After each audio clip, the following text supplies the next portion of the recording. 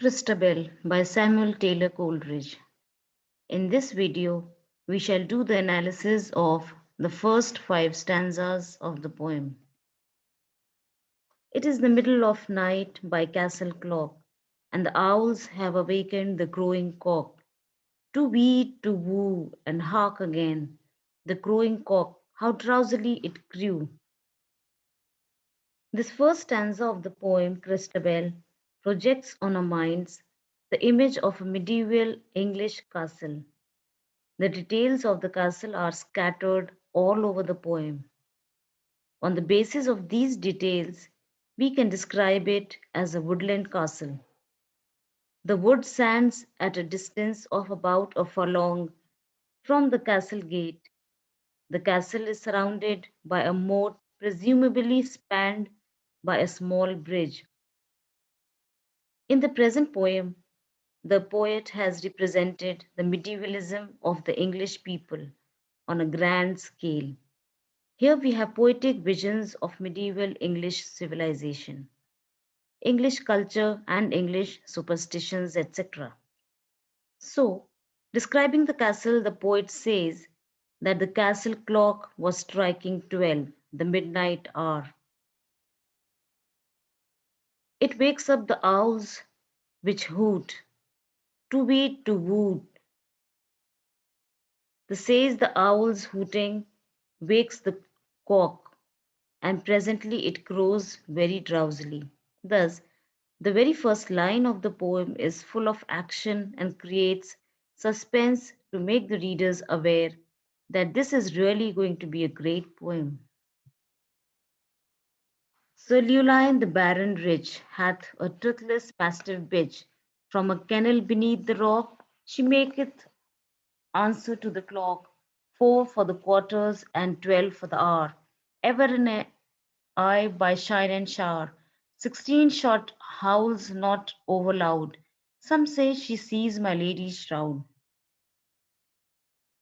From lines 6 to 13, the poet informs us that the castle owner, the rich baron, has a toothless mastiff bitch.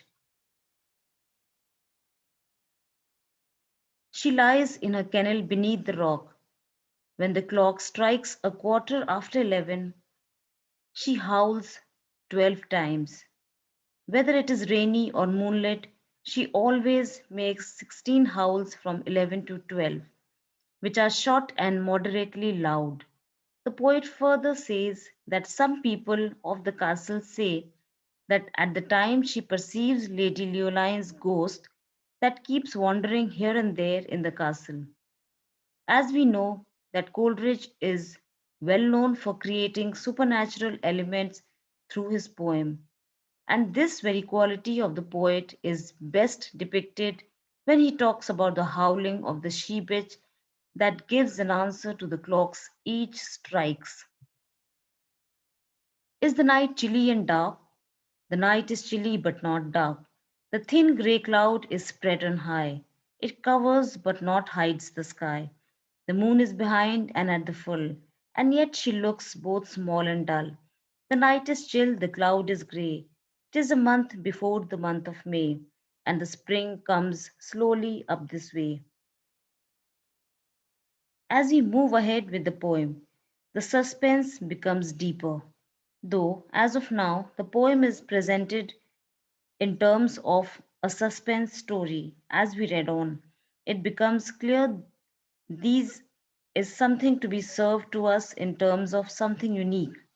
In these lines, the poet asks and answers himself when he says, is the night very cold and dark? The night is very cold indeed, but not dark. The sky is covered with a layer of thin grey clouds. It is not hidden by the clouds.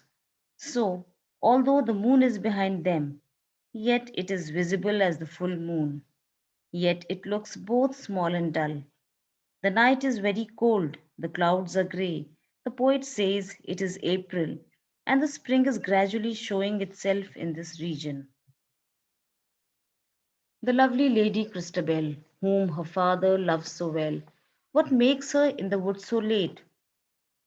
A furlong from the castle gate, she had dreams all yesternight of her betrothed night, and she in the midnight wood will pray for the wheel of a lover that's far away. Here, we come in front of the lead character of this poem. Describing her, the poet says, Christabel is a lovely young lady. Her father, Sir Leoline, loves her very well. But what brings her at midnight into the wood, about a furlong from the castle gate? The poet further says she had dreamt of a lover all the while she was asleep last night. So she has come into the wood at midnight in order to pray for the well being of a lover who is far away in a distant land. Let me tell you here that the introduction of the main character of the poem, named Christabel, is brought to us all of a sudden. And in the following, the poet says, She stole along, she nothing spoke. The sighs she heaved were soft and low, and naught was green upon the oak, but moss and rarest mistletoe. She kneels beneath the huge oak tree, and in silence prays she. She walks stealthily and silently into the forest. She also breathes softly and lowly. On the oak tree there is nothing green except the moss and the mistletoe, a parasitic plant which grows rarely on the oak. The poet further says, having arrived beneath the huge oak tree, she kneels and prays silently. In the above, the poet has made us familiar with Christabel, but there is yet to be revealed more. The lady sprang up suddenly, the lovely Lady Christabel. It moaned as near can be, but what is it she cannot tell. On the other side it seems to be, on the huge broad-breasted old oak tree.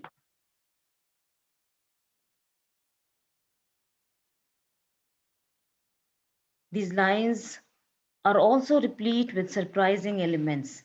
And in these lines also we come across surprise and suspense.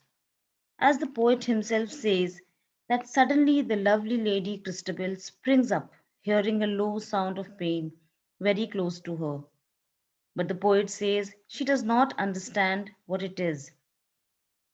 It came to her from other side of the huge, broad old oak tree.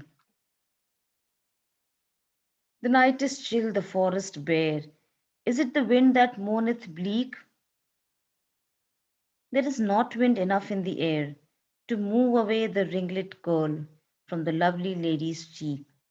Through the above lines, the poet describing about the surrounding says that the night is cold, three, the forest trees are leafless. She asks herself whether it is the cold and cheerless wind which made her moan. But to her surprise, the poet tells, there is not wind enough to wave the curl of her hair lying on her lovely cheek. We shall continue the rest part of it in the next video.